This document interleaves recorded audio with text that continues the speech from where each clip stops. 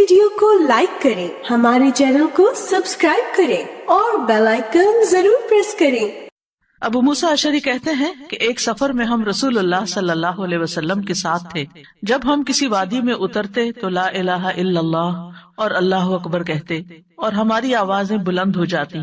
तो नबी सल्लल्लाहु अलैहि वसल्लम ने फरमाया, ऐ लोगो, अपनी जानों पर रहम करो, क्योंकि तुम किसी बहरे या गायब को नहीं पुकार रहे, वो तो तुम्हारे साथ ही है।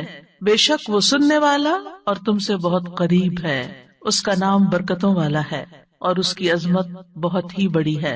तो अल्लाह सुब्हानहू तआला करीब है, उसको हम चाहें तो दिल ही दिल में पुकारें, सरगोशियों के अंदाज में पुकारें या ऊंची आवाज में पुकारें, वो हर हाल में सुनता है और जब वो सुनता है तो जवाब भी देता है और हमारी दुआएं कबूल भी करता है। इसलिए हमें उसको करीब महसूस करके उससे दुआएं करते रहना चाहिए। तो वो दुआ की कबूलियत के एतबार से करीब है, दुआ को सुनने के लिहाज से करीब है, अपने इल्म के एतबार से सब लोगों के करीब है और खास तौर पर इबादत करने वालों और पुकारने वालों के करीब है। यानी उसका कुर्ब दो तरह का है, एक आम कुर्ब है जो सबके लिए है और एक खास कुर्ब है जो उसके खास बंदों के लिए है, और वो खास बंदे जो इबादत गुजार हैं, जो उसका जिक्र करते हैं, जो उसके शुक्र करने वाले हैं। तो अल्लाह सुब्हानहू तआला उनकी दुआओं को कबूल करता है, उनकी मदद करता है और उन्हें नेक कामों की तौफीक अता करता है। यहाँ पर आप देख रहे हैं कि फ़इन्नी करीब कह के बंदे और रब के दरमियान कोई फासला नहीं रखा गया इस एतबार से कि कोई और वास्ता हो। यहाँ अल्लाह सुब्हानहू तआला ने जवाब को कुल या फकुल कह के नहीं फरमाया, जैसा कि दूसरी आयत में आता है। जितने भी सवाल सहाबा कराम ने रसूलुल्लाह सल्लल्लाहु अलैहि वसल्लम से किए तो उनके जवाब में अल्लाह ताला ने फरमाया कुल, आप इन्हें बता दीजिए। लेकिन यहाँ पर कुल भी नहीं आया, डायरेक्ट फ़इन्नी करीब, इज़ा सअलका इबादी अन्नी फ़इन्नी करीब, यानी बीच में कोई वास्ता नहीं लाया गया। तो इससे ये पता चलता है कि हमारे और हमारे रब के बीच में किसी और वास्ते और किसी और वसीले की जरूरत नहीं। और जब अल्लाह ताला ने या इबादी कह दिया तो इसमें सारे बंदे शामिल हो जाते हैं, चाहे वो नेक हो या बद हो, बड़े हो या छोटे हो, गुनाहगार हो या बहुत परहेजगार हो, कोई भी हो, जो भी अपने रब को पुकारता है, रब उसकी पुकार को सुनता है और वो करीब है। लिहाजा जब हमारा रब करीब है और मुजीब है, जैसा कि आप जानते हैं प्रोग्राम का नाम भी करीब मुजीब इसीलिए रखा गया कि हमारा अगर अपने रब से तारुफ हो जाता है, हम अपने रब को पहचान जाते हैं कि हम किसको पुकार रहे हैं और वो कहाँ है, तो जितना जितना हमारा ये यकीन होगा कि वो हमारे करीब है और वो सुनता है और जवाब देता है, उतनी ही ज्यादा मोहब्बत और तवज्जो के साथ, इखलास के साथ हम दुआ करेंगे इंशाल्लाह।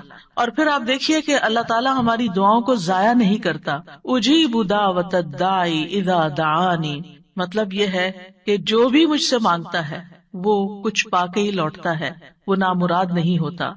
जैसे जकरिया अलैहिस्सलाम ने कहा था कि वलम अकुन बिदुआइका रब्बी शकिया, कि ऐ रब तुझे पुकार कर तो मैं कभी बदबख्त हुआ ही नहीं, कभी मायूस हुआ ही नहीं, कभी महरूम हुआ ही नहीं। जब भी तुझे पुकारा तुझसे कुछ पा ही लिया।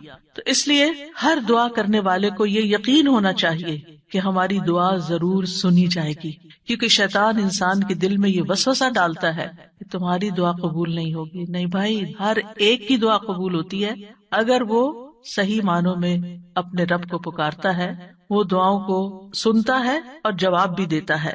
जरूरत इस बात की है कि हम अपने दिल को हाजिर करके अल्लाह से मांगे, इखलास के साथ मांगे और कबूलियत के जो औकात हैं या जो अलामात हैं उनको सामने रखते हुए मांगे। और फिर साथ ये भी कहा गया फलयस्तजीबू ली वलयुमिनू बी लअल्लहुम यरशुदून, कि उन्हें चाहिए कि वो भी मेरी बात माने। यानी अगर ये चाहते हैं कि मैं इनकी दुआएं कबूल करूं तो फिर इन्हें भी चाहिए जब मैं इन्हें पुकारता हूँ, एक तो यह है ना कि हम अल्लाह ताला को पुकारते हैं और एक अल्लाह ताला भी हमें पुकारते हैं। यानी अल्लाह सुब्हानहू तआला कब पुकारते हैं? हर अजान में पुकार आती है, हय्या अलस सलाह हय्या अलल फलाह। तो फिर हम क्या करते हैं? क्या वाकई हम सलाह की तरफ जाते हैं या नहीं? इसी तरह कुरान मजीद में बहुत दफा या अय्युहल्लज़ीना आमनू कह के हमें पुकारा गया है, ऐ लोगो जो ईमान लाए हो। या अय्युहन्नास कह के तमाम इंसानों को पुकारा गया है। तो क्या हम इंसान भी अपने रब की पुकार को सुनते हैं?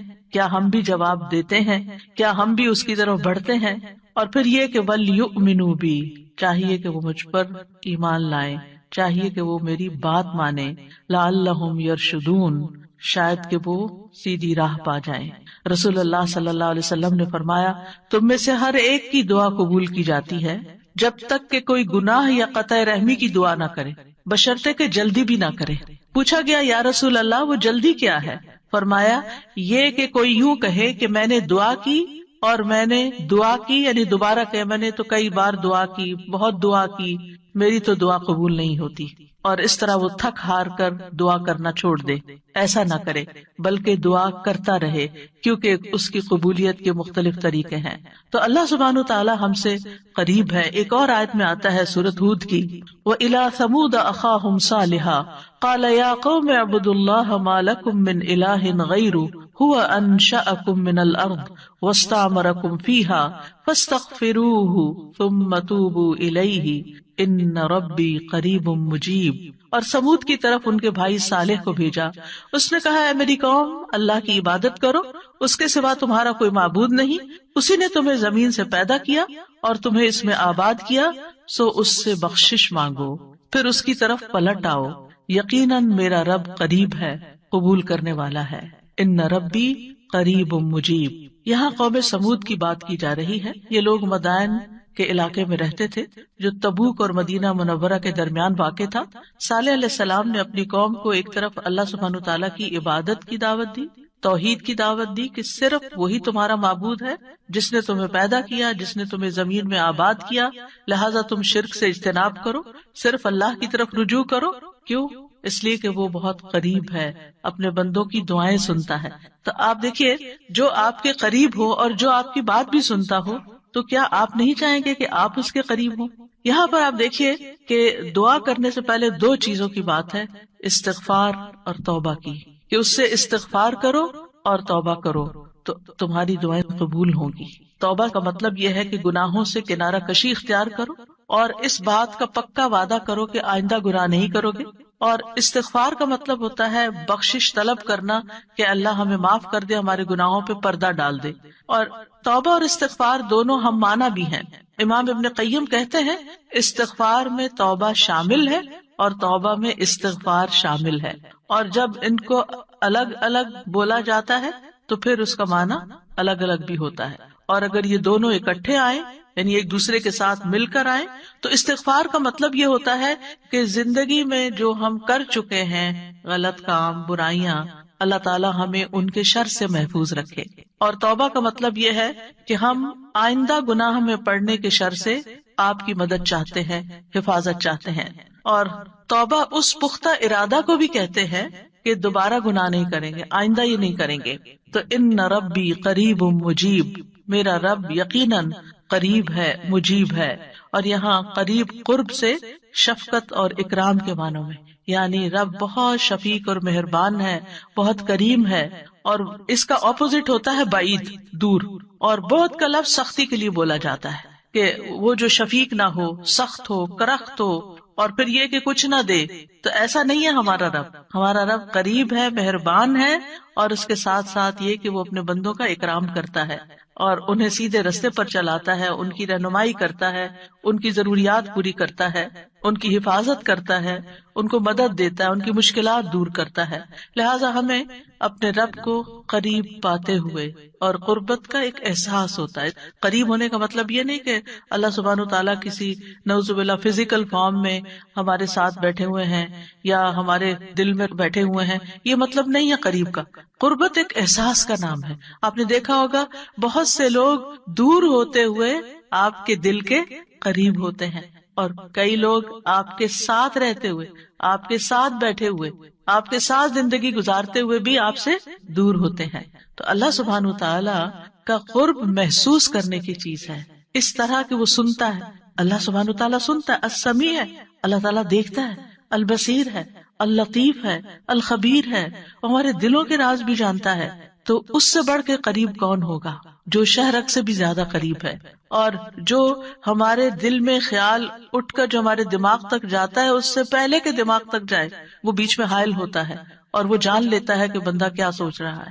نہ صرف یہ کہ وہ یہ جانتا ہے کہ اس وقت کیا کر رہے ہیں ہم، وہ یہ بھی جانتا ہے ہم پاسٹ میں کیا کر چکے ہیں، اور وہ یہ بھی جانتا ہے کہ ہم فیوچر میں کیا کچھ کرنے والے ہیں۔ کوئی اور ہے ایسا جو اتنا زیادہ ہمیں جانتا؟ کیا وہ ہماری ضروریات کو نہیں جانتا ہوگا؟ کیا وہ ہمارے دکھ کو نہیں جانتا؟ کیا وہ ہماری پریشانیوں کو نہیں جانتا؟ کیا وہ ہماری زندگی کے مقاصد کو نہیں جانتا؟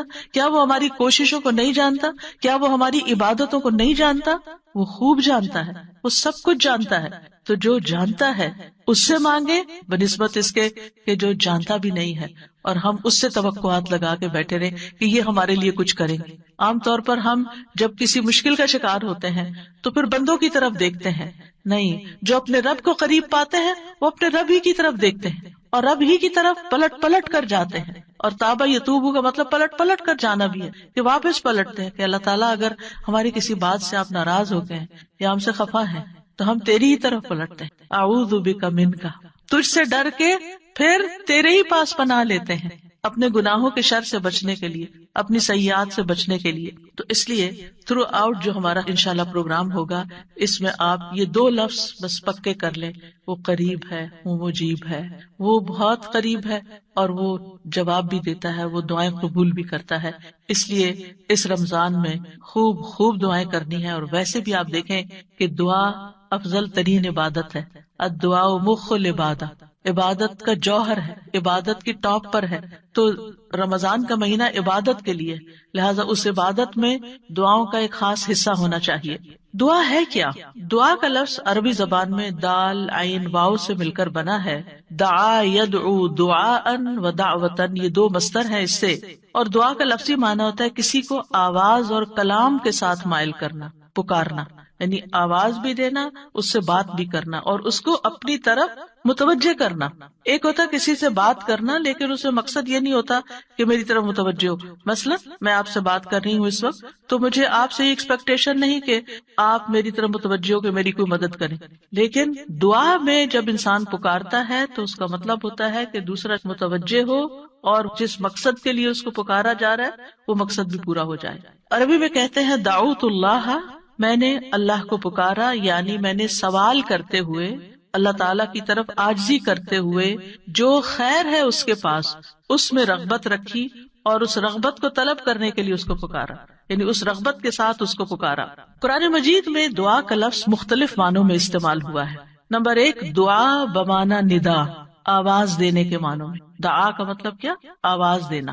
جیسے سورۃ آل عمران میں آتا ہے فَقُلْ تَعَالَوْا نَدْعُ أَبْنَاءَنَا وَأَبْنَاءَكُمْ وَنِسَاءَنَا وَنِسَاءَكُمْ وَأَنفُسَنَا وَأَنفُسَكُمْ، تو آپ کہہ دیجئے کہ آؤ ہم اپنے اور تمہارے بیٹوں کو اور اپنی اور تمہاری عورتوں کو بلا لیں، پکار لیں، یعنی تم بھی ان کو بلا لو، ہم بھی بلا لیتے۔ تو بلانے کے معنوں میں استعمال ہوتا ہے۔ تو عربی زبان میں دعا اور ندا یہ 2 لفظ مترادف بھی ہیں، ایک دوسرے سے ملتے جلتے ہیں، سینونیمز ہیں، ایک جگہ پر اکٹھے بھی استعمال ہوئے ہیں۔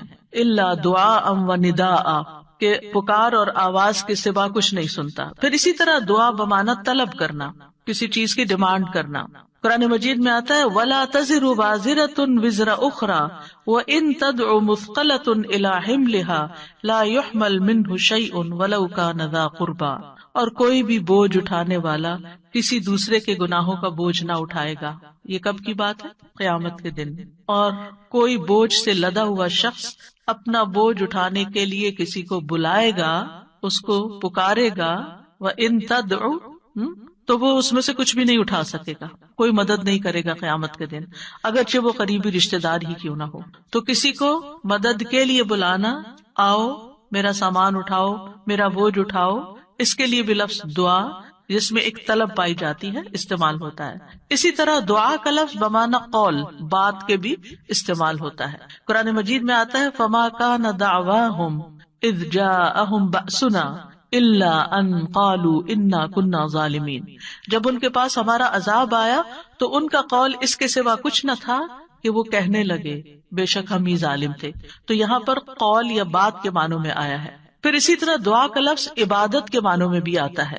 سورۃ کہف میں نوجوانوں کا جو قصہ آتا ہے جس میں وہ اب ایمان کو بچانے کے لیے غار کی طرف جا رہے تھے، تو اللہ تعالیٰ نے ان کے بارے میں فرمایا وَرَبَطْنَا عَلَىٰ قُلُوبِهِمْ إِذْ قَامُوا فَقَالُوا رَبُّنَا رَبُّ السَّمَاوَاتِ وَالْأَرْضِ لَن نَّدْعُوَ مِن دُونِهِ إِلَٰهًا لَقَدْ قُلْنَا إِذًا شَطَطًا اور ہم نے ان کے دلوں کو مضبوط کر دیا جب وہ اٹھ کھڑے ہوئے تو کہنے لگے ہمارا رب تو آسمانوں اور زمین کا رب ہے، ہم ہرگز اس کے سوا کسی الہ کو نہیں پکاریں گے، یعنی اس کی عبادت نہیں کریں گے، اور اگر ہم ایسا کریں تو یقیناً ہم نے ناانصافی کی بات کی۔ تو دعا بمعنی عبادت۔ پھر اسی طرح پانچواں معنی قرآن مجید میں دعا بمعنی فریاد کرنا، طلب کرنا، فریاد کرنا، اور اس میں وَإِن كُنتُمْ فِي رَيْبٍ مِّمَّا نَزَّلْنَا عَلَىٰ عَبْدِنَا فَأْتُوا بِسُورَةٍ مِّن مِّثْلِهِ وَادْعُوا شُهَدَاءَكُمْ، اگر تمہیں اس قرآن میں شک ہے جو ہم نے اپنے بندے پر نازل فرمایا تو اسی طرح کی ایک سورت تم بھی بنا لاؤ اور اللہ کے سوا اپنے گواہوں مددگاروں کو بھی بلا لو، فریاد کرو کہ وہ آئے اور تمہاری مدد کرے، یعنی مدد کے لیے پکارنا، یہ معنی ہے۔ پھر اسی طرح دعا بمعنی کسی چیز کی ترغیب دینا، یعنی کسی چیز کی طرف دعوت دینا۔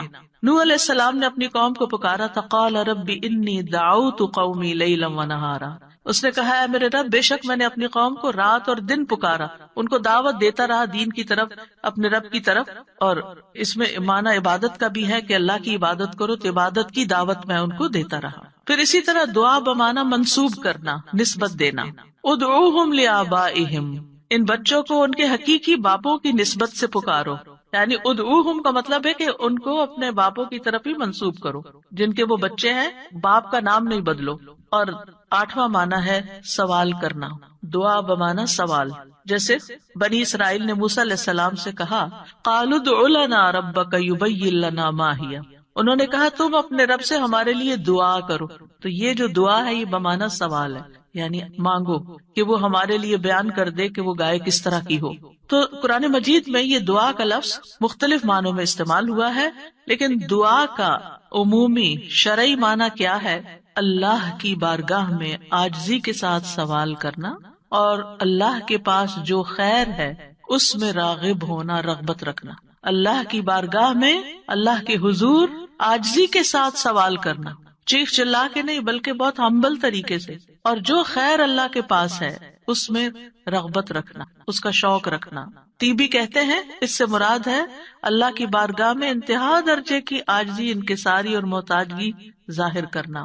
جیسے موسیٰ علیہ السلام نے دعا کیا کی تھی، رب انی لما انزلت الی من خیر فقیر، اپنے فقر، اپنی محتاجی، اپنی ضرورت کا اظہار کیا تھا، انی لما انزلت الی من خیر فقیر۔ امام ابن قیم کہتے ہیں اس سے مراد ہے ایسی چیز کو طلب کرنا جو دعا کرنے والے کو فائدہ دے، یعنی فائدے کی چیز حاصل کرنے کے لیے سوال کرنا، اور ایسی چیز کو دور کرنے کے لیے طلب رکھنا جو اس کو نقصان دیتی ہو۔ تو پھر دو طرح سے دعا کرتا ہے انسان، کچھ فائدے کی چیزیں مانگتا ہے اور کچھ نقصان والی چیزوں کو دور کرنے کے لیے اللہ سے درخواست کرتا ہے۔ ہماری شریعت میں دعا کی دو بڑی اقسام ہیں، ایک ہے دعائے عبادت اور ایک ہے دعائے مسئلہ۔ دعائے عبادت کیا ہے؟ اس سے مراد ہے کہ انسان اللہ سے ثواب کی امید رکھتے ہوئے، اس کے عذاب سے ڈرتے ہوئے اس کی عبادت کرے، اس میں سوال نہیں ہے۔ تو عربی میں دعا بمعنی عبادت بھی استعمال ہوتا ہے، آتا ہے نا، وقال ربکم ادعونی استجب لکم ان الذین یستکبرون عن عبادتی سیدخلون جہنم داخرین۔ اس میں دعا کے دونوں معنی آ گئے، اور تمہارے رب نے فرمایا کہ مجھ سے دعا کرو میں تمہاری دعا قبول کروں گا، یہ تو سوال ہو گیا۔ اور دوسرا، بے شک وہ لوگ جو میری عبادت سے تکبر کرتے ہیں عنقریب و ذلیل و خوار ہو کر جہنم میں داخل ہوں گے۔ تو یہاں عبادت کا معنی بھی آ گیا عبادت کے لفظ کے ساتھ، یعنی دعا ایک طرح سے عبادت ہے۔ تو دعائے عبادت کیا ہے کہ انسان اللہ سے ثواب کی امید رکھتے ہوئے، اس کے عذاب سے ڈرتے ہوئے اللہ کی عبادت کرے، جیسے نماز پڑھے، روزہ رکھے، قرآن کی قرأت کرے، تسبیح کرے، صدقہ کرے، اللہ کی طرف لوگوں کو دعوت دے، تعلیم کا کام کرے۔ تو انسان ان میں سے جو بھی عبادت کا کام کرے گا وہ دراصل اللہ کی طرف راغب ہوگا، کیونکہ دعا میں رغبت پائی جاتی ہے۔ اور جو شخص مثلا نماز پڑھتا ہے تو گویا وہ زبان حال سے دعا کر رہا ہوتا ہے، اللہ سے بخشش مانگ رہا ہوتا ہے کہ اللہ تعالیٰ ہمارے اوپر رحم کیجیے، ہم نے جو گناہ کیے ہیں آپ ان کو معاف کر دیجیے، کیونکہ نماز بذات خود کیا کرتی ہے؟ بلاؤں کو ٹالتی ہے، گناہوں کو معاف کرنے کا ذریعہ ہے، ٹھیک ہے۔ اچھا، صدقہ کیا کرتا ہے؟ گناہوں کی آگ بجھاتا ہے۔ ٹھیک ہے نا. تو یہ جو گناہوں کی آگ کا بجھنا ہے، یہ ہم بول کے بھی کہہ سکتے اللہ ہمیں جہنم کے عذاب سے بچا، تو وہ ہماری زبان بول رہی ہوتی، لیکن جب ہم صدقہ دے رہے ہوتے ہیں تو گویا ہمارا عمل جو ہے وہ اسی چیز کا تقاضا کر رہا ہے کہ ہم اپنے اوپر سے گناہوں کا بوجھ اتارنا چاہتے ہیں. تو ایک دعا سوال کے انداز میں ہوتی ہے اور ایک دعا حال کے ساتھ بیان ہو رہی ہوتی ہے، عمل کے ساتھ ہو رہی ہوتی ہے. اور دوسری جو دعائے مسئلہ ہے جس میں مانگنے کی دعا ہوتی ہے، تو وہ یہ ہے کہ انسان دنیا اور آخرت کی کوئی بھی بھلائی طلب کرنے اور دنیا اور آخرت کے نقصان کو دور کرنے کا سوال اللہ سے ہی کرے. دنیا اور آخرت کی کوئی بھی بھلائی مانگنا اور دنیا اور آخرت کے کسی بھی نقصان سے بچنا، یہ بس اللہ ہی سے کرے اس کا سوال. یہ دعائے مسئلہ ہے، یعنی سوال کرنے والی، یعنی وہ دعا جس میں ہم سوال کرتے ہیں. کن چیزوں کا سوال کرتے ہیں؟ دنیا اور آخرت دونوں. آخرت نہیں بھولنی. ربنا آتنا فی الدنیا حسنۃ وفی الآخرۃ حسنۃ وقنا عذاب النار. تو دنیا اور آخرت کی حسنہ مانگنا اور دنیا اور آخرت کے عذاب سے، مصیبت سے بچنا. وقنا عذاب النار، سب سے بڑی مصیبت تو آگ ہے نا، یعنی اس کی کوئی تکلیف انسان کو پہنچے. نبی صلی اللہ علیہ وسلم نے فرمایا دعا عبادت ہے. قال الدعاء هو العبادۃ قال ربکم ادعونی استجب لکم. تمہارے رب کا فرمان ہے میں پکارنے والے کی دعا قبول کرتا ہوں جب وہ مجھے پکارتا ہے. تو دعا جو ہے یہ عبادت کی اقسام میں سے سب سے عظیم قسم ہے. امام خطابی اپنی کتاب شأن الدعاء میں کہتے ہیں، اس حدیث کی وضاحت کرتے ہوئے الدعاء هو العبادہ، وہ کہتے ہیں کہ دعا عبادت کا ایک بڑا حصہ ہے یا سب سے افضل عبادت ہے. جیسے کہ لوگ کہتے ہیں لوگ بنو تمیم ہیں اور مال اونٹ ہیں، یعنی لوگوں کو دیکھنا تو بنو تمیم کو دیکھو، مطلب سب لوگوں سے افضل ہیں. نبی صلی اللہ علیہ وسلم اسی سے تھے نا، اور ان کی تعداد بھی زیادہ تھی. اور اسی طرح عربوں کے ہاں مال کی سب سے بڑی قسم اونٹ ہوا کرتے تھے. وہ کہتے ہیں مال تو اصل میں اونٹ ہے اور لوگ تو بنو تمیم ہی ہے.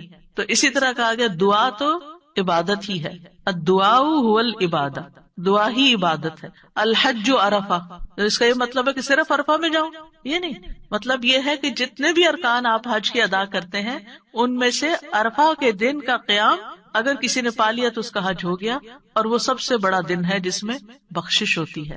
تو یہ عربوں کے کہنے کا ایک انداز بھی ہے نا. اور مراد اس سے کیا ہے کہ دعا سب سے افضل عبادت ہے اور ساری اطاعتوں اور ساری بندگیوں کا مغز ہے کہ انسان اپنی ہر پریشانی اور ہر ضرورت میں اللہ کی طرف متوجہ ہو جائے. یہ ہے اصل مقصد.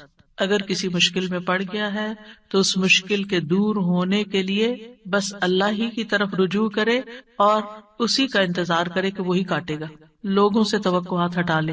اس کا یہ مطلب نہیں کہ ہم لوگوں سے ہیلپ لے نہیں سکتے، آپ لوگوں سے ہیلپ لے سکتے ہیں، آپ ان کو بتا سکتے ہیں کہ آپ کس مشکل میں ہیں اور اس کا حل کیا ہے، لیکن ان سے توقع نہ رکھے کہ یہ میری مشکل حل کر دیں گے. مثلا آپ کو کوئی پرابلم ہوئی ہے، آپ کسی سے مشورہ کرنا چاہتے ہیں، آپ کسی سے کاؤنسلنگ لینا چاہتے ہیں، آپ ضرور لیں، لیکن یہ توقع نہ رکھیں کہ یہ آپ کا مسئلہ حل کر دے گا یا بس یہی آپ کے لیے سب کچھ ہو گیا. اس کو اللہ سبحانہ وتعالیٰ سے آگے نہ رکھیں. کہتے ہیں نا ہمت مردہ مدد خدا. ہمت آپ نے کرنی، کوشش آپ نے کرنی، مدد اللہ نے کرنی. دعا کی بھی ہمت ہوتی ہے اور دعا کے لیے بھی ایک ایفرٹ لگانی پڑتی ہے اور اس کے لیے یکسو ہونا پڑتا ہے. خصوصاً آپ دیکھیں کہ جب کسی بڑی پریشانی کے نتیجے میں انسان کے ہوش اڑ جاتے ہیں، اوسان خطا ہو جاتے ہیں، اس کو کچھ سمجھ نہیں آتی، تو ایسی صورت میں انسان اپنے خیالات کو مجتمع کر کے، فوکس کر کے، پوری توجہ کے ساتھ اللہ کی طرف جب متوجہ ہوتا ہے تو یہ ہے اصل میں دعا کی روح. اور نہ صرف یہ کہ بڑی مشکلات میں بلکہ چھوٹی چھوٹی ضروریات میں بھی اللہ کی طرف رغبت کرنی چاہیے. دعا کی ضرورت کیوں ہے ہماری زندگی میں؟ کیونکہ ہم اللہ کے محتاج ہیں، بادشاہ وہی ہے، ہم فقیر ہیں. یا ایھا الناس انتم الفقراء الی اللہ، اے لوگوں تم سب اللہ کے محتاج ہو. کوئی بھی انڈیپینڈنٹ نہیں، کوئی بھی یہ نہیں کہہ سکتا کہ میں اپنے سب کام خود ہی کر سکتا ہوں. واللہ هو الغنی الحمید، اور اللہ سب سے بے پرواہ ہے اور تعریف کے لائق ہے. بندوں میں سے کوئی بھی بے پرواہ نہیں ہو سکتا، ہم سب محتاج ہیں. دوسری بات، اللہ سارے خزانوں کا مالک ہے. وَإِن مِّن شَيْءٍ إِلَّا عِندَنَا خَزَائِنُهُ، کوئی چیز ایسی نہیں، وَإِن مِّن شَيْءٍ إِلَّا عِندَنَا خَزَائِنُهُ، کہ جس کے خزانے ہمارے پاس نہ ہوں. آپ کوئی چیز آرڈر کرنا چاہتے ہیں تو پتہ چلتا ہے وہ تو ہے ہی نہیں، ختم ہو گئی، اسٹاک ختم، آؤٹ آف اسٹاک. بڑی سے بڑی کمپنی، بڑے سے بڑے ریسورسز رکھنے والے انسانوں سے جب آپ مانگتے ہیں تو آپ دیکھیں کیا ہوتا ہے. انسان بعض اوقات وہ اوپر جا کے اتنی نیچے گرتے ہیں کہ پائی پائی کے محتاج ہو جاتے ہیں. ایسی مثالیں آپ نے بھی دیکھی ہوں گی، سنی بھی ہوں گی کہ کہاں ان کے پاس بہت کچھ تھا اور کہاں وہ زیرو پہ آ گئے. اللہ تعالیٰ ایسا نہیں ہے، ہمیشہ سے ہے اس کے پاس اور ہمیشہ رہے گا. ساری مخلوق اگر کسی میدان میں جمع ہو کر سب کچھ مانگے تو بھی اللہ تعالیٰ کے خزانوں میں اتنی کمی نہیں آتی جتنی ایک سوئی کو سمندر میں ڈبو کے نکالا جائے تو پانی جو سوئی کے ساتھ لگتا ہے اتنی بھی کمی نہیں ہوتی. وہ جتنا چاہے خرچ کرتا رہے، جتنا چاہے وہ بندوں کو دیتا رہے، پھر بھی اس کے ہاتھ بھرے رہتے ہیں، ان میں کوئی کمی نہیں ہوتی. ایک اور آیت میں آتا ہے سورۃ المنافقون میں، وَلِلَّهِ خَزَائِنُ السَّمَاوَاتِ وَالْأَرْضِ، آسمانوں اور زمین کے خزانے اللہ کے پاس ہیں. پھر کیا کرنا چاہیے؟ اس کے پاس جانا چاہیے جس کے پاس کوئی خزانہ نہیں ہے، اس کے پاس جو سارے خزانوں کا مالک. مشکل یہ ہے کہ ہمارے مانگنے میں کمی ہوتی ہے، دیر ہوتی ہے. وہ سب کچھ دے سکتا ہے، سب کچھ ہے اس کے پاس، یو نیم اٹ. آپ گھر جا کے بیٹھے غور کریں نماز کے بعد، کسی اور خاموشی تنہائی کے وقت، مجھے کیا چاہیے، مجھے کیا مسئلہ ہے، مجھے کیا پرابلم ہے، میری کیا پریشانی ہے، کیا اللہ کے پاس اس کا حل ہے؟ یقیناً ہے، وہ کر سکتا ہے، بالکل کر سکتا ہے. پر مجھے کیا کرنا چاہیے؟ اسی سے مانگنا چاہیے، اس سے گڑ گڑا کے مانگنا چاہیے، اس سے اپنی محتاجی اور اپنی بیچارگی کا اظہار کر کے مانگنا چاہیے. امن یجیب المضطر اذا دعاہ ویکشف السوء. اللہ تعالیٰ آپ سے پوچھتے ہیں کون ہے جو بے قرار کی، مضطر، بے قرار، بے چین انسان کی بات سنتا، اس کو جواب دیتا. امن یجیب المضطر اذا دعاہ، جب بھی وہ اس کو پکارتا ہے، ویکشف السوء، اور وہ تکلیف کو دور بھی کرتا ہے. ایسا نہیں کہ وہ صرف سن رہا ہے، اس نے وہ تکلیف دور بھی کر دینی ہے. اور آپ کہیں گے بس اتنی سی بات تھی، میں اس کو اتنا پہاڑ بنائے ہوئی تھی، اپنی زندگی کا بہت بڑا مسئلہ بنائے ہوئے تھی، اور اللہ تعالیٰ کے لیے بس اتنی سی بات تھی. میرے مانگنے میں کمی تھی، اس کے پاس نہیں کمی. ہماری دعا میں کمی ہے، ہمارے اخلاص میں کمی ہے، اس کے دینے میں کمی نہیں ہے. اس طرح پکارا کریں نا کہ اللہ تعالیٰ آپ تو دے کر کسی کمی کا شکار نہیں ہوتے، لیکن میری کمی پوری ہو جائے گی. پھر آپ دیکھیں ہر بھلائی دینے اور ہر تکلیف دور کرنے پہ قادر ہے. سورۃ الانعام میں آتا ہے وَإِن يَمْسَسْكَ اللَّهُ بِضُرٍّ فَلَا كَاشِفَ لَهُ إِلَّا هُوَ وَإِن يَمْسَسْكَ بِخَيْرٍ فَهُوَ عَلَى كُلِّ شَيْءٍ قَدِيرٌ. اگر اللہ تجھے کوئی تکلیف پہنچائے تو اس کے سوا کوئی دور کرنے والا نہیں، اور اگر وہ تجھے کوئی بھلائی پہنچائے تو وہ ہر چیز پر پوری طرح قادر ہے. وہ سب کچھ کر سکتا ہے، وہ قادر. نہ آپ کی کوئی خیر اور بھلائی کو لے جا سکتا ہے، کیونکہ عام طور پہ ہم وہم کا شکار رہتے ہیں کہ اگر میری اس نعمت کا کسی کو پتہ چل گیا تو پھر کیا ہوگا، شاید وہ نظر ہی لگ جائے اور نعمت چھینی جائے. ہر وقت اس وہم کا شکار رہنا دراصل اپنے آپ کو ٹارچر کرنا ہے. نہیں، وَإِن يَمْسَسْكَ بِخَيْرٍ، اگر اللہ نے آپ کو کوئی خیر دی ہے، فَهُوَ عَلَى كُلِّ شَيْءٍ قَدِيرٌ، وہ ہر چیز پہ قادر ہے، وہ آئندہ بھی دیے رکھے گا. اس نے اس لیے تھوڑی دی ہے کہ بس ایک بندہ کوئی دیکھے اس چیز کو اور بس وہ واپس لے لے، وہ ایسا نہیں کرتا. ایک روایت میں آتا ہے کہ ایک شخص نے رسول اللہ صلی اللہ علیہ وسلم سے پوچھا، اے اللہ کے رسول، آپ کن چیزوں کی دعوت دیتے ہیں؟ یعنی آپ کی دعوت کیا ہے، آپ کیا بتاتے ہیں لوگوں کو، آپ کیا سکھاتے ہیں؟ آپ نے فرمایا، میں اس اللہ کی طرف دعوت دیتا ہوں جو اکیلا ہے، وہ اللہ کہ جب تم پر کوئی مصیبت آتی ہے اور تم اسے پکارتے ہو تو وہ تم سے تمہاری مصیبت دور کر دیتا ہے. یہ ہے اللہ کا تعارف. جب آپ کے بچے آپ سے پوچھیں اللہ کون ہے تو آپ کیا بتاتے ہیں؟ یہ بڑے بڑے لفظ بولتے ہیں نا. یہ دیکھیں یہاں پر کیا بولا گیا، اتنے سمپل. آپ بچے کو کہہ سکتے ہیں اللہ وہ ہے جو تمہیں کھانا دیتا ہے، اللہ وہ ہے جو تمہیں فلاں چیز دیتا ہے، تمہیں ماما بابا دیے ہیں. جو جو بچے کی ضرورت ہوتی ہے ایج کے حساب سے آپ اس اعتبار سے بچے کو اللہ کا تعارف کرا سکتے ہیں، ان چیزوں کے ساتھ جو نظر آتی ہیں اور جو اس کی پسند کی ہیں کہ وہ ہے اللہ. پھر آپ نے فرمایا کون ہے اللہ کہ جب تم کسی بیابان اور جنگل میں راستہ بھول جاؤ اور تم اس سے دعا کرو تو وہ تمہیں واپس پہنچا دیتا ہے. اور صرف جنگل بیابان نہیں، اب تو خیر GPS وغیرہ کی سہولت موجود ہے، اس کے باوجود بھول جاتے ہیں نا، اس کے باوجود غلط ٹرن لے لیتے ہیں، کبھی پہلے اور کبھی بعد میں. GPS فریز ہو جاتے ہیں، نیٹ چلا جاتا ہے، روڈ میپ ختم ہو جاتا ہے، کئی مسائل ہیں. تو کبھی بھی راستہ بھولیں تو ہم پہلی بات یہ سوچیں کہ اللہ سے دعا کرتے ہیں اللہ راستہ دکھا دے. راستہ بھولنے پر مجھے کبھی ٹینشن نہیں، میں ہمیشہ سوچتی ہوں اللہ پہنچا دے گا، ہو جائے گا، کوئی مسئلہ نہیں. اللہ کے تو علم ہے نا. میں تو کہتی ہوں کہ آپ کو پتا ہے نا کہاں ہے، بس وہاں لے جائیں. ہمیں نہیں پتا، آپ کو تو پتا ہے نا. تو جب آپ اللہ سے مانگتے ہیں، کبھی لاڈ پیار سے، کبھی اس کی کسی صفت کا واسطہ دے کر، کبھی اپنی عاجزی محتاجی ظاہر کر کے، تو وہ ضرور سنتا ہے۔ پھر فرمایا وہ ذات کہ جب تم قحط سالی میں مبتلا ہوتے ہو اور تم اس سے دعا کرتے ہو تو وہ تم پر پیداوار ظاہر کر دیتا ہے، یعنی تمہاری پیداوار اگا دیتا ہے زمین سے۔ یہ ہے اللہ، یہ اللہ کا تعارف۔ پھر آپ دیکھیے کہ ہم کیوں اللہ سے مانگیں؟ کیونکہ زمین و آسمان کی ساری مخلوق اللہ ہی سے مانگتی ہے، تو ہم کیوں نہ مانگیں؟ آپ غور کیجئے ذرا اس بات پر، یسألہ من فی السماوات والارض کل یوم ہوا فی شأن، اسی سے مانگتا ہے جو کوئی آسمانوں اور زمین میں ہے، ہر دن وہ ایک نئی شان میں، اسی سے مانگ رہا ہے۔ ہر کوئی جو آسمانوں اور زمین میں ہے، ہر کوئی۔ کون کون ہے آسمانوں اور زمین؟ آسمانوں میں فرشتے ہیں جن کو ہم جانتے ہیں، زمین پر انسان اور جنات ہیں، اس کے علاوہ جو اور مخلوقات ہیں، وہ ساری مخلوق اللہ سے مانگ رہی ہے۔ اگر ساری مخلوق اللہ سے مانگتے اور ہم کسی اور سے مانگنا شروع کر دیں، غیر اللہ سے مانگیں، تو کتنی حماقت والی بات ہے نا۔ اللہ نے عقل اسی لیے دی تھی کہ ہم اللہ ہی کو نہ پہچانے۔ تو اللہ سبحانہ وتعالیٰ سے سوال کرنے کے اعتبار سے 4 طرح کے لوگ ہیں۔ امام ابن تیمیہ کہتے ہیں پس تمام آسمانوں اور زمین کے لوگ اللہ سے سوال کرتے ہیں تو ان کے 4 درجات بن جاتے ہیں۔ پہلی قسم، کچھ وہ لوگ ہوتے ہیں جو نہ ہی اللہ کی عبادت کرتے ہیں نہ ہی اس سے مدد طلب کرتے ہیں، حالانکہ اللہ نے ان کو پیدا کیا، ان کو رزق دیا، ان کو عافیت دی۔ تو یہ کون ہے؟ نہ اللہ کی عبادت نہ ہی اس سے دعا، کچھ بھی نہیں، کوئی تعلق نہیں۔ دوسری قسم کے وہ لوگ ہوتے ہیں جو اللہ سے مدد طلب کرتے ہیں تو وہ ان کی مدد کر دیتا ہے، لیکن وہ اللہ کی عبادت نہیں کرتے، عبادت نہیں کرتے۔ ہاں، جب کوئی مسئلہ پیش آتا ہے تو پھر کیا کرتے ہیں؟ پھر دعا کر لیتے ہیں۔ ایسے لوگ آپ نے دیکھے ہوں گے، نماز نہیں، روزہ نہیں، صدقہ خیرات کچھ نہیں، ہاں کوئی مشکل پیش آئے تو پھر اللہ سے دعا کرتے ہیں۔ تیسری قسم کے کچھ وہ لوگ ہوتے ہیں جو اللہ کی عبادت اور اطاعت طلب کرتے ہیں لیکن نہ ہی اس سے مدد مانگتے ہیں نہ اس پہ توکل کرتے ہیں۔ نماز روزہ کر لیں گے، دعا نہیں کرتے، کہتے ہیں اللہ کو پتہ ہی ہے نا کیا چاہیے، اب مانگنا کس لیے؟ نہیں، اللہ تعالیٰ خود فرماتے وقال ربکم ادعونی، تمہارا رب کہتا ہے مجھ سے دعا کرو، تو کیوں نہ دعا کریں؟ ہمیں دعا کرنی ہے۔ چوتھی قسم کے وہ لوگ ہوتے ہیں جو اللہ کی عبادت بھی کرتے ہیں اور اس سے دعا بھی کرتے ہیں، اس سے مدد بھی طلب کرتے ہیں۔ تو اللہ تعالیٰ اپنی عبادت اور اطاعت پر ان کی مدد کرتا ہے، جیسے ہم کہتے ہیں رب اعینی علی ذکرک و شکرک و حسن عبادتی، تو اللہ تعالیٰ مدد بھی فرماتا ہے۔ اب ہم اپنے آپ کو دیکھیں کہ ہم کون سی کیٹیگری میں فال کرتے ہیں، ہم کہاں ہیں؟ کیا ہم ان لوگوں میں ہیں جو عبادت بھی کرتے ہیں اور دعا بھی کرتے ہیں؟ تو یہ ٹاپ کلاس کے لوگ ہیں، اور باقی اللہ تعالیٰ کے حق میں کبھی کوتاہی کرتے ہیں۔ تو ہمیں دعا کرتے رہنا چاہیے، اللہ تعالیٰ کو پکارتے رہنا چاہیے، ہر ضرورت میں، ہر مقصد میں، ہر پریشانی میں، ہر دکھ میں، ہر بیماری میں، ہر موقع پر، ہر چیز کے لیے، چھوٹی سے چھوٹی چیز کے لیے، بڑی سے بڑی چیز کے لیے اللہ ہی سے مانگنا چاہیے، کیونکہ وہ دے کر احسان نہیں جتاتا، وہ دے کر شرمندہ نہیں کرتا، وہ دے کر ہم سے واپس نہیں مانگتا، وہ بغیر شرط کے دیتا ہے، غیر مشروط دیتا ہے۔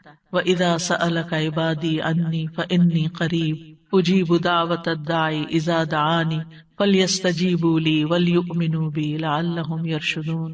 وَإِذَا سَأَلَكَ عِبَادِي عَنِّي فَإِنِّي قَرِيبٌ أُجِيبُ دَعْوَةَ الدَّاعِ إِذَا دَعَانِ فَلْيَسْتَجِيبُوا لِي وَلْيُؤْمِنُوا بِي لَعَلَّهُمْ يَرْشُدُونَ۔ تو ہمیں مانگتے رہنا چاہیے کیونکہ وہ قریب ہے، وہ مجیب ہے۔ اللہ سبحانہ وتعالیٰ اپنے بندوں کو خود فرماتا ہے کہ اللہ سے اس کے فضل کا سوال کرو، یہ اللہ کا حکم ہے۔ سورۃ النساء میں آتا ہے وَاسْأَلُوا اللَّهَ مِن فَضْلِهِ، اور اللہ سے اس کے فضل کو مانگو کہ اللہ اپنا فضل فرما۔ فضل کیا ہوتا ہے؟ جو ہم ڈیزرو نہیں کرتے، نہ اپنی عبادت کی وجہ سے، نہ کسی محنت کی وجہ سے، نہ کسی قابلیت کی وجہ سے، نہ کسی ہنر کی وجہ سے، ہم ڈیزرو نہیں کرتے، لیکن آپ دے سکتے، ہم پھر بھی آپ سے مانگتے ہیں، چاہے ہم اس قابل نہیں لیکن پھر بھی آپ سے مانگتے، آپ ہمیں عطا کیجیے۔ اور اللہ تعالیٰ کو یہ بات پسند ہے کہ بندے اس سے مانگیں، کیونکہ بندے کو جب کسی چیز کی ضرورت ہوتی ہے نا اور وہ اس کو اللہ تعالیٰ سے مانگتا ہے تو وہ اللہ تعالیٰ کے ساتھ کنیکٹ ہو جاتا ہے، اللہ تعالیٰ کو یاد کرتا ہے، اس کے سامنے اپنی حالت کا اظہار کرتا ہے، اپنا دکھ، اپنا شکوہ، اپنا غم، اپنا رنج، اپنی پریشانی اس کو سناتا ہے، جو سن کر آگے نشر نہیں کرتا۔ جب ہم بندوں کے سامنے اپنی کسی پریشانی کا ذکر کر دیتے ہیں تو بعض اوقات کیا کرتے ہیں، وہ آگے بیان کر دیتے اور یوں آپ کے راز کھل جاتے ہیں، آپ کا مرتبہ اور مقام لوگوں کی نگاہ میں گر جاتا ہے۔ کچھ لوگ آپ سے حسد کرنے لگتے ہیں، کچھ لوگ آپ کی تکلیف پہ خوش ہوتے ہیں. تو اس لیے ہمیں اللہ سبحانہ تعالیٰ کے سامنے ہی اپنے رنج اور دکھ کی فریاد رکھنی چاہیے. اللہ تعالیٰ اپنے بندوں کو ہر چیز کو اسی سے مانگنے کا حکم دیتا ہے. اب ہر چیز میں کیا ہے؟ صحیح مسلم کی روایت ہے، ابو ذر غفاری رضی اللہ عنہ کہتے ہیں کہ نبی صلی اللہ علیہ وسلم اپنے رب تبارک و تعالیٰ سے روایت کرتے ہیں کہ بے شک اللہ تعالیٰ فرماتا ہے، اے میرے بندو تم سب گمراہ ہو سوائے اس کے جسے میں ہدایت دوں، پس تم مجھ سے ہدایت مانگو میں تمہیں ہدایت دوں گا. نمبر 1 دعا کیا ہونی چاہیے؟ ہدایت کی. دن کی ہر رکعت میں ہم اہدنا الصراط المستقیم مانگتے ہیں. ہر کام میں ہمیں گائیڈنس چاہیے، ہمیں کلیرٹی چاہیے، چاہے دین کا کام ہو چاہے دنیا کا کام. ہر چیز میں ہمیں صحیح راستہ، صحیح اسٹریٹجیز اختیار کرنے کی ضرورت ہوتی ہے، تب وہ کام ہو پاتا ہے. اور اس طرح ساری کنفیوژن بھی دور ہو جاتی، ساری پریشانی بھی دور ہو جاتی کہ میں نے اللہ سے دعا کر لی، اللہ تعالیٰ آپ مجھے صحیح طریقہ بتا دے، مجھے اس کام کو کیسے لے کے چلنا ہے. تو ہر موڑ پر ہر کام میں ہمیں ہدایت کی ضرورت ہوتی ہے. تو اہدنا الصراط المستقیم. پھر فرمایا، اے میرے بندو تم سب بھوکے ہو سوائے اس کے جسے میں کھلاؤں، تو تم مجھ سے کھانا مانگو میں تمہیں کھانا کھلاؤں گا. سبحان اللہ. سب سے بڑی ضرورت ہدایت کے بعد انسان کی کیا ہے؟ کھانا، جو اس کو دن میں کئی بار کھانا پڑتا ہے. اور انسان سب سے زیادہ پریشان بھی اس کے لیے ہوتا ہے، اور مال کا سب سے بڑا حصہ بھی اسی پہ خرچ ہوتا ہے. یعنی دن میں اگر آپ دیکھیں تو آپ ہر روز اپنا لباس نہیں خریدتے، ہر روز آپ اپنی ٹوائلٹریز نہیں خریدتے، ہر روز اپنی اور چیزیں نہیں خریدتے، برتن نہیں خریدتے، کٹری، جیولری، یہ سب روز تھوڑی خریدا جاتا ہے. لیکن کھانا تو ڈیلی چاہیے، کھانا تو ڈیلی کنزیوم کرنا ہے. تو اس سے مانگو. اور خاص طور پر اگر کچھ خاص کھانے کو دل چاہتا ہے وہ بھی اس سے مانگو. نیوٹریشس چاہیے، ہولسم چاہیے، صحت مند چاہیے، کیونکہ ساری بیماریاں ہی کھانے سے پیدا ہوتی ہیں. یعنی کھانا مانگو، صرف یہ نہیں کہ ہے نہیں، بلکہ اچھا کھانا مانگو تو اللہ تعالیٰ کھلائے گا. اے میرے بندو تم سب برہنہ ہو سوائے اس کے جسے میں لباس پہناؤں، تو تم مجھ سے لباس مانگو میں تمہیں لباس پہناؤں گا. بعض اوقات انسان کو کوئی خاص چیز پہننے کو دل چاہتا ہے، مانگے اللہ سے، اللہ دے گا. اے میرے بندو تم سب دن رات گناہ کرتے ہو اور میں سارے گناہوں کو بخش دیتا ہوں، تم مجھ سے بخشش مانگو میں تمہیں بخش دوں گا. کیوں اپنے اوپر بوجھ لیے پھرتے ہو؟ کتنے گناہ کر لیے، بہت لیٹ کر دیا، پتہ نہیں اب میری معافی ہوگی یا نہیں، اب میں کیا کروں؟ وہ معاف کر دے گا. مانگ کر تو دیکھو. اے میرے بندو اگر تمہارے اولین و آخرین اور جن و انس ایک صاف چٹیل میدان میں کھڑے ہو کر مجھ سے مانگنے لگے، اور میں ہر ایک کو جو مجھ سے مانگ رہا ہے وہ سب کچھ دے دوں جو وہ مانگ رہا ہے، تو میرے خزانوں میں کوئی کمی نہیں ہوگی مگر جتنی سمندر میں سوئی ڈال کر نکالنے سے کمی آتی، کچھ کمی نہیں. مانگو، اس کا تو کچھ نہیں بگڑتا، اس کا تو کچھ کم نہیں ہوتا. نبی صلی اللہ علیہ وسلم نے بھی اللہ سے مانگنے کا حکم دیا ہے. عبداللہ بن عباس کہتے ہیں ایک دن وہ رسول اللہ صلی اللہ علیہ وسلم کے پیچھے سوار تھے تو رسول اللہ صلی اللہ علیہ وسلم نے ان سے فرمایا، اے لڑکے میں تجھے چند کلمات سکھا رہا ہوں، احفظ اللہ یحفظ کا، تم اللہ کے احکام کی حفاظت کرو اللہ تمہاری حفاظت کرے گا. احفظ اللہ تجدہ تجاہک، اللہ کی حفاظت کرو یعنی اللہ تعالیٰ کے احکامات کی، تم اسے اپنے سامنے پاؤ گے، قریب پاؤ گے. اذا سألت فاسأل اللہ، جب تمہیں مانگنا ہو اللہ سے مانگو، جب تمہیں مانگنا ہو، کچھ بھی مانگنا ہو. وَإِذَا اسْتَعَنْتَ فَاسْتَعِنْ بِاللَّهِ، اور جب مدد چاہیے اللہ سے مدد مانگو، کسی بھی طرح کی مدد. یعنی مدد صرف مالی مدد نہیں ہوتی، یا مدد صرف ان چیزوں کی نہیں ہوتی اوپر جن چیزوں کا ذکر ہوا ہے. مدد تو ہمیں ہر کام میں چاہیے. ہم کون سی لائن اختیار کریں، کون سا پیشہ اختیار کریں، کون سی جاب لیں، کون سی نہ لیں، کیا کریں کیا نہ کریں، فلان جگہ جانا ہے جائیں یا نہ جائیں، ہر معاملے میں. اور یہ جو ہمیں استخارہ سکھا دیا گیا تو یہ بھی تو یہی ہے. اور اس استخارے میں بھی آپ دیکھیے، اذا سألک عبادی انی فانی قریب اجیب دعوت الداعی اذا دعانی، اس میں بھی آپ دیکھیں بیچ میں واسطہ نہیں رہا نا. تو ہم کسی سے نہیں کہہ سکتے آپ میرا استخارہ کریں، آپ اپنے لیے خود ہی خیر مانگیں.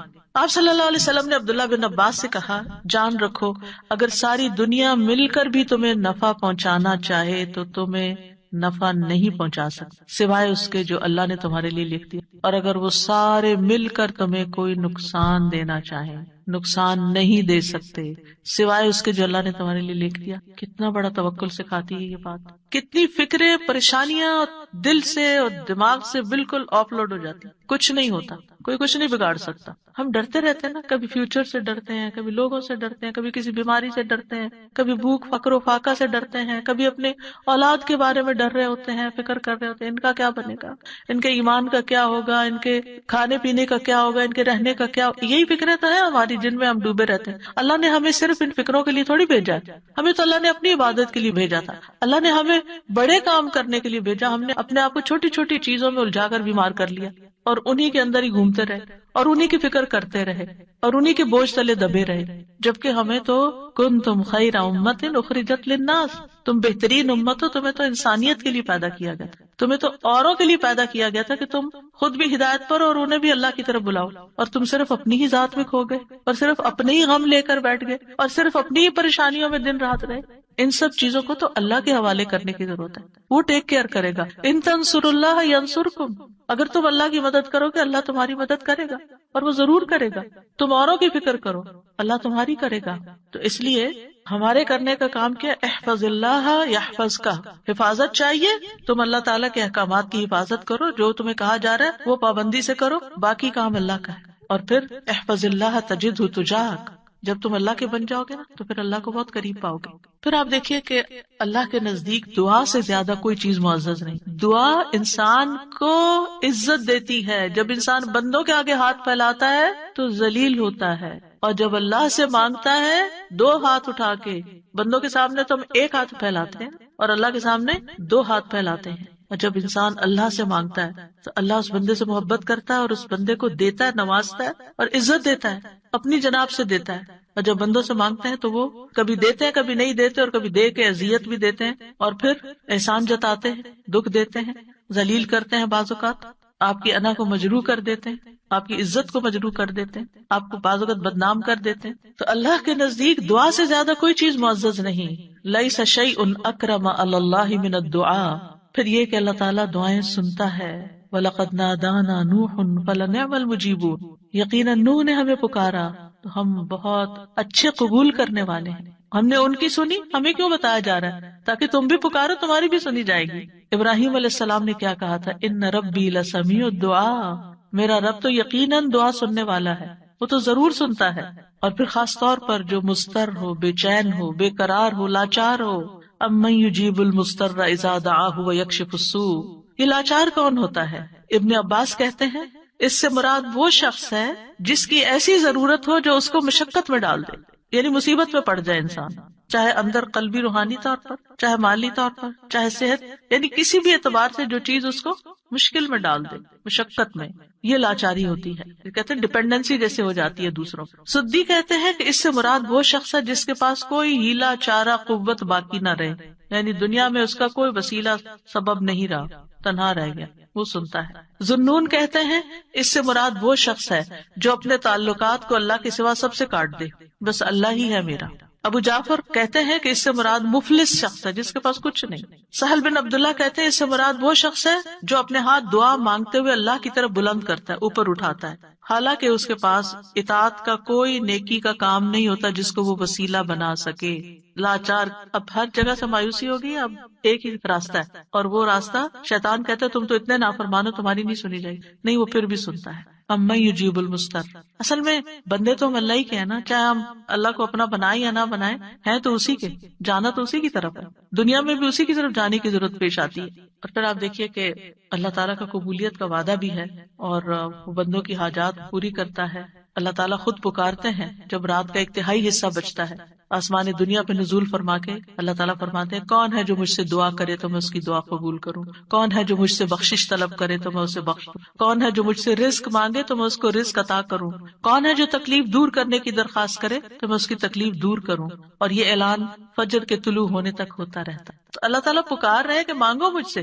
اب دیکھیے اگر کبھی آپ کے پیرنٹس میں سے کوئی یا کوئی بڑا یا اگر آپ سے کہے کہ اچھا مانگو، کیا مانگتے ہو، فرمائش کرو، کیا کرتے ہیں ہم، ہمارا حال کیا ہوتا ہے؟ بہت خوش ہو جاتے ہیں، اتنی بڑی آفر آ گئی، کرو فرمائش، کیا چاہیے، جیولری چاہیے، کپڑے چاہیے، جو چاہیے مانگو. تو ہمارا خوشی سے ایسا حال ہوگا کہ ہمیں یہ بھی یاد نہیں رہے گا کہ اب مانگنا کیا ہے. اللہ سبحانہ وتعالیٰ روز ہمیں پکارتے ہیں کرو فرمائش، مانگو، کچھ مانگو، اور ہم مانگتے ہی نہیں. جاگ بھی جائے تو ہم مانگتے نہیں. مانگنے کی ضرورت ہے. آپ دیکھیے کہ دنیا کے بادشاہ جب کوئی سوالی آتا ہے، کوئی بیگر آتا ہے، وہ دروازے بند کر دیتے ہیں. جو انسان 2 سے 3 دفعہ آپ سے کچھ مانگ چکا ہو، جب آپ اس کو دیکھتے ہیں تو وہ موڑ کے چل دیتے ہیں، یہ پھر آ گیا ہے، پھر کچھ مانگے گا. کیا اللہ تعالیٰ بھی ایسا کرتا ہے؟ 100 بار آئے آپ اس کے پاس، 100 بار عطا کرے گا. وہ اپنا دروازہ بند نہیں کرتا، وہ اپنی دولت نہیں چھپاتا. وہ تمہارے لیے ہر روز رات کو دروازہ کھولتا ہے، آ جاؤ تم میری طرف، مانگو مجھ سے. امام ابن قیم کہتے ہیں اللہ جس کے ساتھ خیر کا ارادہ کرتا ہے اس کے لیے ذلت کا، عاجزی کا، اللہ کی بارگاہ میں پناہ پکڑنے اور محتاجی ظاہر کرنے کا دروازہ کھول دیتا ہے. یعنی اس کو دعا مانگنا آ جاتا ہے، اور جس کو دعا کی توفیق مل گئی اس کو ہر خیر مل گئی. تو اصل چیز یہ ہے کہ دعا کی توفیق ہو جائے، دعا مانگنا شروع کر دیں. آپ دیکھیں کہ اس نیت سے بھی یہ پروگرام رکھا گیا تھا کہ ہم روز دعا کے بارے میں کچھ سنیں، پھر دعا کے مطلب کو سمجھیں، دعا دعا دعا کرتے رہے تاکہ ہمیں دعا مانگنا آ جائے. یعنی اس کا ہول سول گول ہے اس پروگرام کا وہ یہ کہ ہمیں دعائیں مانگنا آ جائیں، ہم دعاؤں کے شوقین ہو جائیں، دعا مانگنے سے محبت کرنے لگے، دعاؤں کے اوپر یقین کرنے لگے کہ اللہ تعالیٰ سنتا اور ضرور سنے گا، اور ہمارے سارے بوجھ اتر جائیں اور ہم سارے اپنے معاملات اپنے رب کے سپرد کر دیں، اور ہم دنیا میں بھی ایک اچھی زندگی بسر کریں اور آخرت میں. امام ابن تیمیہ کہتے ہیں جب اللہ کسی بندے کے ساتھ خیر کا ارادہ کرتا ہے تو اس کے دل میں دعا مانگنے اور اس سے مدد طلب کرنے کا الہام کر دیتا ہے کہ اللہ سے مانگو، اس کے دل میں ڈال دیتا ہے، اور اللہ اس کے مدد طلب کرنے اور اس کے دعا مانگنے کو اس کے لیے خیر کا ذریعہ بنا دیتے ہیں جس کے لیے اس نے مدد طلب کی ہوتی ہے، یعنی اس کا رستہ نکل آتا ہے. تو دعا مانگنے کے فائدے کیا ہیں؟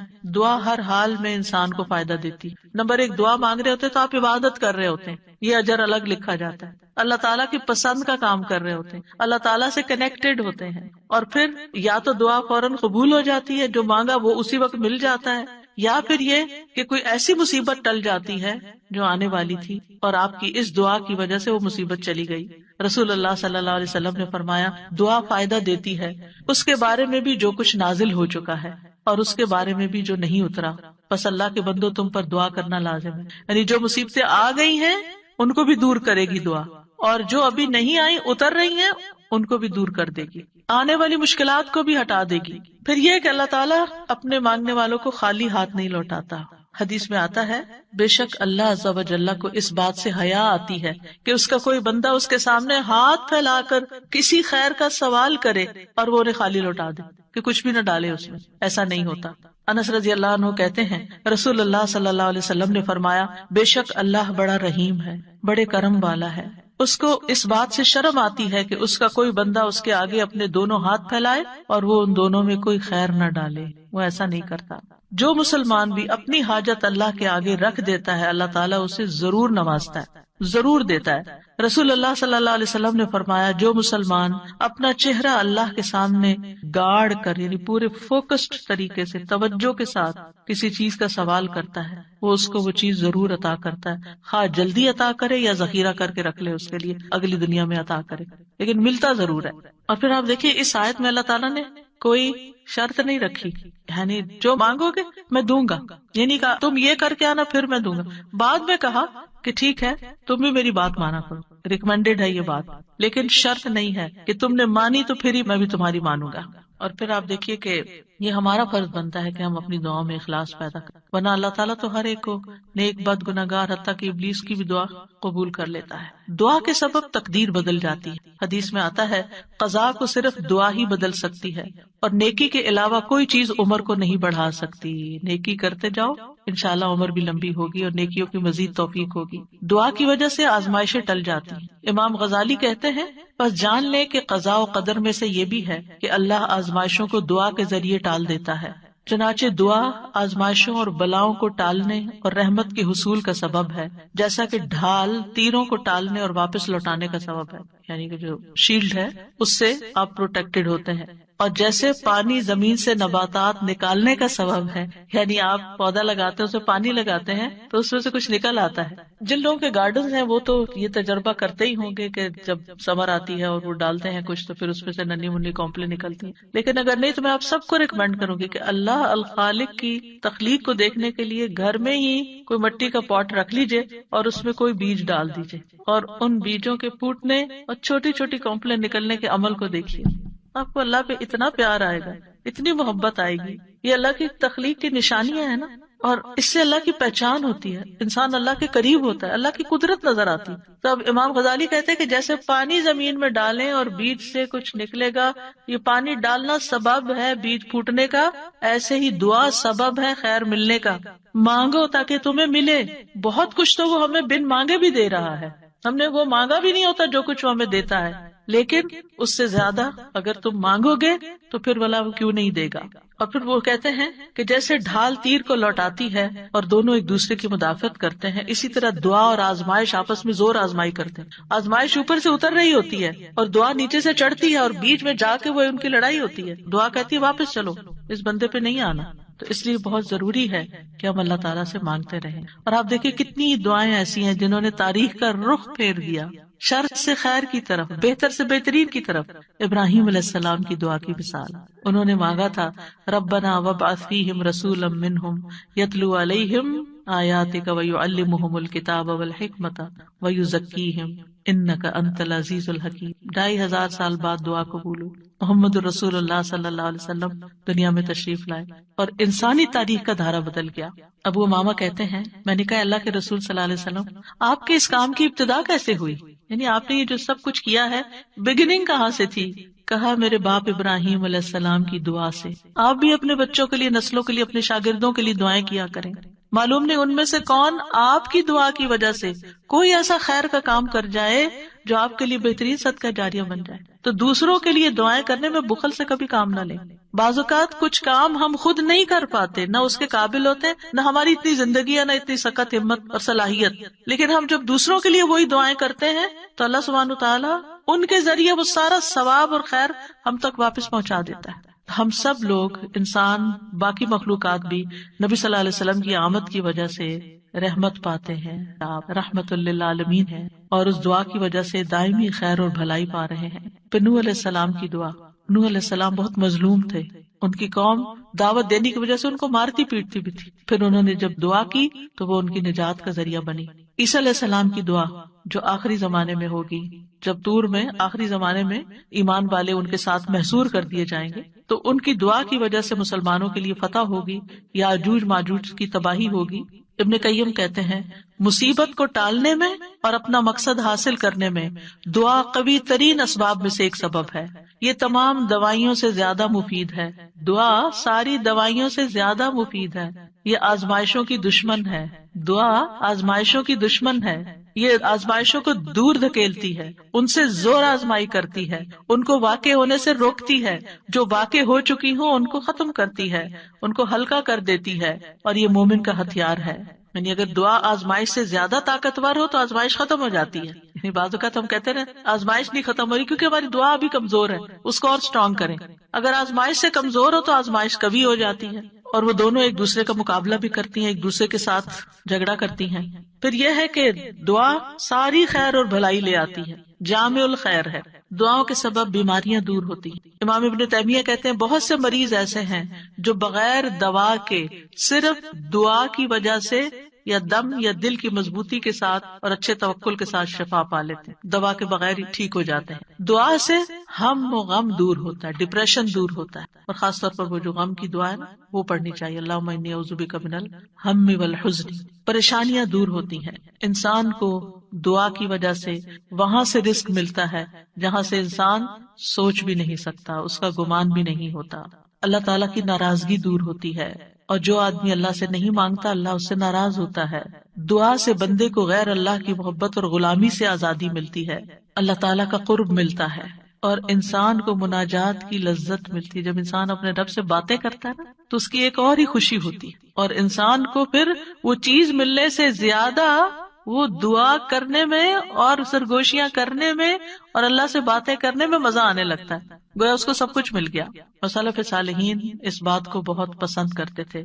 ان میں سے ایک کہتے ہیں مجھے اللہ کی بارگاہ میں حاجت ہوتی ہے تو میں اس سے وہ حاجت مانگتا ہوں تو اللہ میرے لیے اپنے ساتھ مناجات کرنے اپنی معرفت اور اپنے لیے عاجزی کرنے اور اس کے سامنے خوشامد کا دروازہ کھول دیتا ہے. تو ان چیزوں کے ہوتے ہوئے میں یہ پسند کرنے لگتا ہوں کہ اللہ تعالیٰ میری دعا پوری کرنے کو ڈیلے کر دے، مؤخر کر دے، تاکہ میں یہ دعا کرنے کا لطف اٹھاتا رہوں. تو اللہ سبحانہ تعالیٰ سے دعا ہے کہ اللہ تعالیٰ ہمیں دعا کا معنی اور مفہوم سمجھنے کی توفیق عطا فرمائے اور ہمیں اس کی اہمیت کا احساس دلا دے، اور ہم واقعی اس طرح دعا مانگیں جیسے دعا مانگنی چاہیے. اللہ تعالیٰ ہمیں آئندہ رمضان میں اور اس کے علاوہ بھی اس دعا کی عبادت سے فائدہ اٹھانے کی توفیق دے کہ ہم اپنے رب کے بن جائیں اور ہمارا رب ہم پر رحم فرما دے.